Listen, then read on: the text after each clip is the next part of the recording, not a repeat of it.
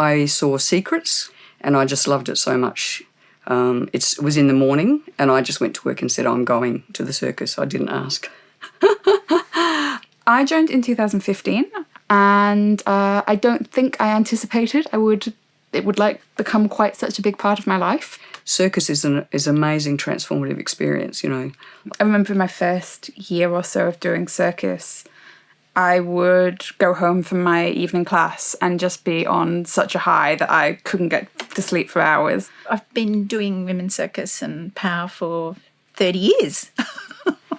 It was started by Donna Jackson, and she had been a drama teacher and had done a lot of work, including physical work with young women, a lot of whom were survivors of sexual abuse. And she saw how much that benefited some of these women. So then she had this idea, or maybe she could start up something bigger, which she did, and initially invited women who were members of sexual assault support groups. But it meant that right from the beginning, the circus had a real emphasis on physical safety. For me, when I first started, it was really important that it was a space that was for women and marginalised genders. To have all these people, that all the people are women. You know, so the rigger's a woman, you know, the lighting designer's a woman. I found that, invaluable to be in that space, and particularly in doing things that are physical and also quite emotional. Where we sort of see the difference between maybe a more trick or physical-based circus is an awareness that we need to include all bodies, all skill levels, all different kinds of skills as well. What's the origin story of POW, which is performing older women's circus? Well, that was started by a member of the Women's Circus, Jane Taylor, and she organised a basic skills circus workshop. Heaps of women came, they all loved it, and she got a lot of women to come, particularly lesbian women. So then POW started doing little shows. So there's a different thing. People are doing it for fun and just to see what they can do to do something different and challenge themselves a bit. That is incredibly strong feminism right there, to have women who, the oldest woman at the moment in POW is 74, to have these women who are still doing circus activities, you know, still demonstrating that you can still use your body and you can still do things that look amazing. I don't think there's many places where that would happen, where you would have such a big age group in doing the one class. I found it really cool having, I guess, intergenerational relationships. It's not like you're going and purposely going, I'm going to hang out with someone that's older or someone that's younger. Yeah, it's like you're actually just in a class with them and you're working on this thing together and you have a common goal.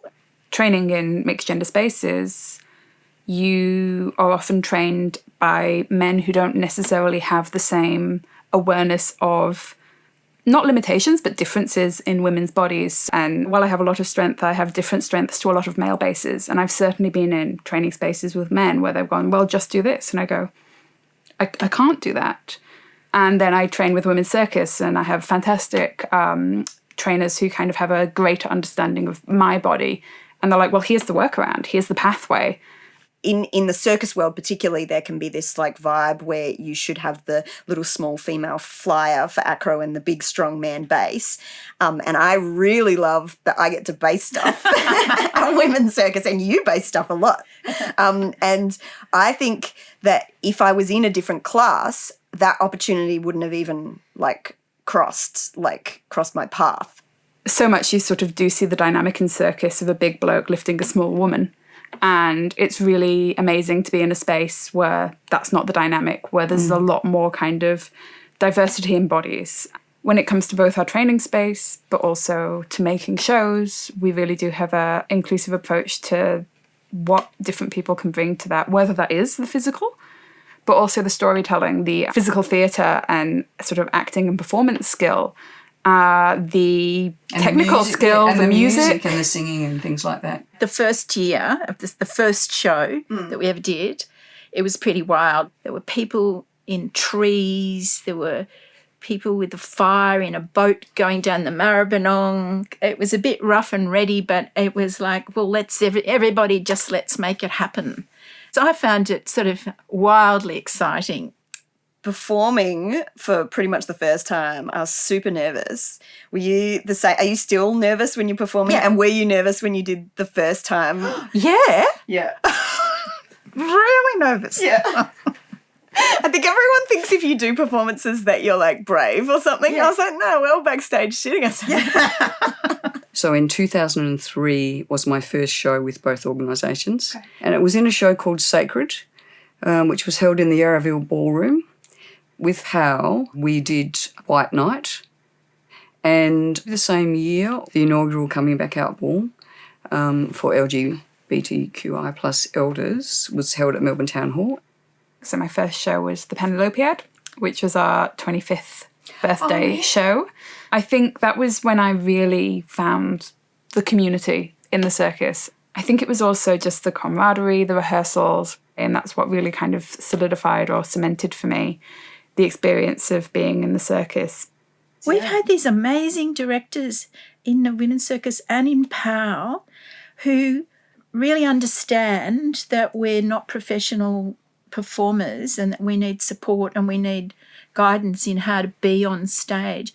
One of the things I found really challenging was the first time I had to speak. Singing about this dark time. Or sing. Have you sung in a show? Oh, no, me too. I had to sing one line on my own once. but the support, never would I ever thought that I would do something like that. Especially the other thing that's great in women's circus and POW is the trainers are getting older. So they understand their ageing body a little bit better. We do have a lot of body diversity at women's circus. Our trainers are really great at working within maybe the boundaries that you have, but also helping you push those boundaries in a safe way.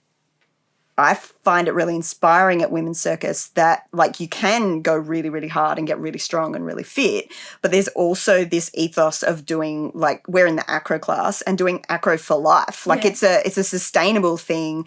There's some tricks, I won't try, well, partly for my own safety and partly for other people's safety. Yeah. But there's lots of things that I already know how to do that I can keep doing. And there are some things that I can learn. And you learn your own body's limits. Because I think there's something in circus training and shows about climbing on people. Gets you to know someone in a really different way. But I really know what they feel, their vibe, their body rhythms, their willingness to take risks. Whether they hold back or cautious, like you go for it. For example, you're someone who goes for it. Yeah. So you can sort of feel people's bodies and sense, and you get a sense of the group. So when you meet some of these people years later, you have known them in quite an intimate kind of way.